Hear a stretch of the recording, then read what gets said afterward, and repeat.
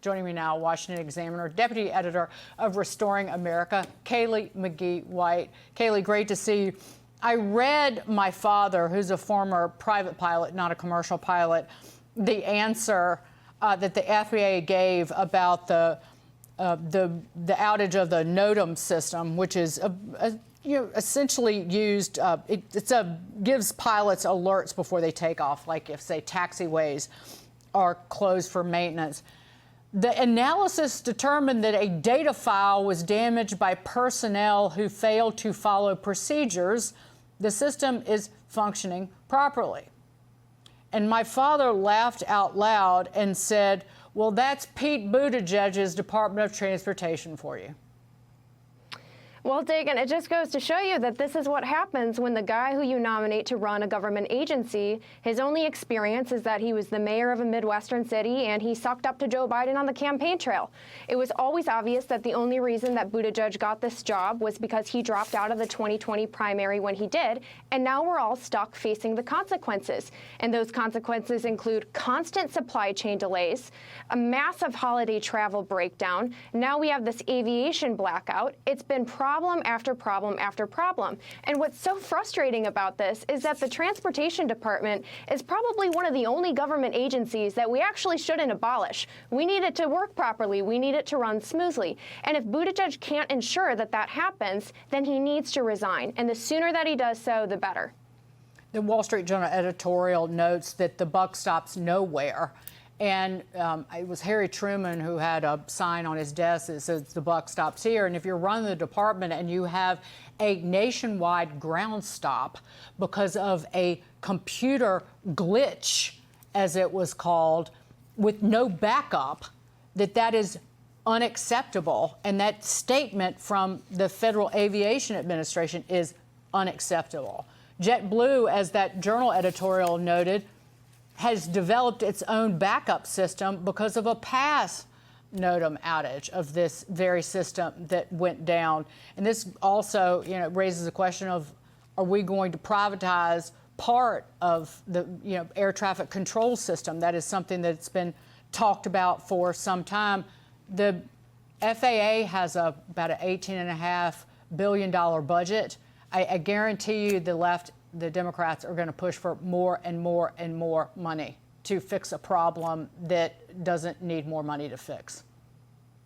Yeah, and as we know, Democrats love to throw money at things when they think that, there's a problem. But as you said, more money is not going to fix this problem. This was a problem of negligence. It was a problem of a system-wide failure. It was a personnel failure, as the report says. And if Buttigieg is not able to run this department smoothly, then why is he still in charge? Notice how silent he's been over the past week or so since this happened. It's not him who's out in front of the cameras. It's the White House, it's Joe Biden, it's Karine Jean-Pierre. Where is the guy who is supposed to be running this agency? Really, I think that says all that we need to know. Alexandria Ocasio-Cortez, the congresswoman from New York City, had never tweeted about gas stoves until earlier this week, and she can't stop talking about them because she's trying to lambaste Republicans. Listen to this. I do think it's funny, the absolute utter Republican meltdown where they're like, you can take my gas stove or my cold dead hands, or how dare you talk about gas stoves? You have a gas stove. First of all, I rent, period. Second of all, though, it doesn't even matter because by that logic, these are the same people who would have said we should have never gotten rid of leaded gasoline. Kaylee, what do you make of that? I could talk about this for hours, but I will let you speak first, and then I'll go. Well, I think that, as always, AOC is her best example. Maybe her gas stove really has affected her cognitive performance. To act like this is some big Republican meltdown over nothing is ridiculous. The commissioner of the government agency in question said in no uncertain terms that a ban on gas stoves was being considered. In New York, Democratic Governor Kathy Hochul just signed a similar piece of legislation banning the future sale of gas stoves. And that's just gas stoves. If we get started on all the other ways that Democrats' nanny statism affects our everyday lives, we could go on forever. In California, you're not going to be able to buy a gas-powered vehicle after 2035. You can't water non-functional grass. Thanks to the Biden administration, your dishwasher and your washing machine can't use as much water as they used to. Again, the list goes on and on and on. So it's ridiculous to act like this isn't a problem and that people shouldn't be concerned about it. But they're fixated. Democrats, what New York is doing is they're banning gas being hooked up in new buildings, residential and commercial. So it's not actually the stove, but they won't let you have a gas stove because you will not be able to hook up gas to the building. And in California, this started in Berkeley in 2019, and it spread all over the state of California, where in new residential dwellings, you can't have a gas hookup. And they talk over and over again about culture wars.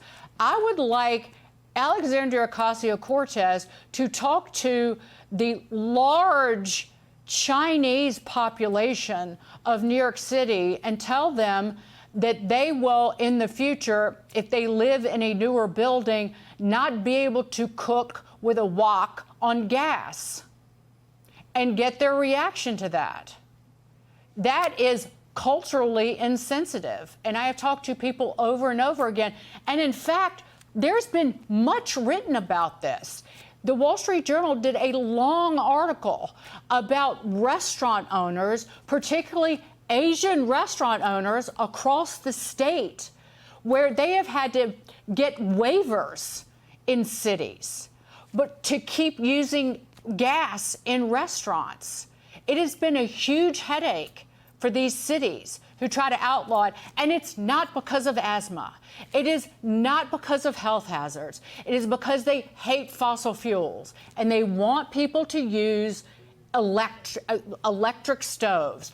But in this country, almost 40% of the electricity is produced by natural gas. These people are morons who only want to control what people buy and what people use in their homes. So it's not about leaded gasoline, AOC. It's not about what goes in the car. It's about the fact, as you pointed out, Kaylee, that they're trying to tell you that you're not going to be able to buy a new gasoline-powered car in California in a matter of a few years, and we damn well know it's going to be shoved down our throats nationwide a few years after that. So it's not about what goes in the car. It's about the actual car, and it's about taking away our choice. And we're not going to let them do it. Kaylee, good to see you. Great to see you. Thank you so much.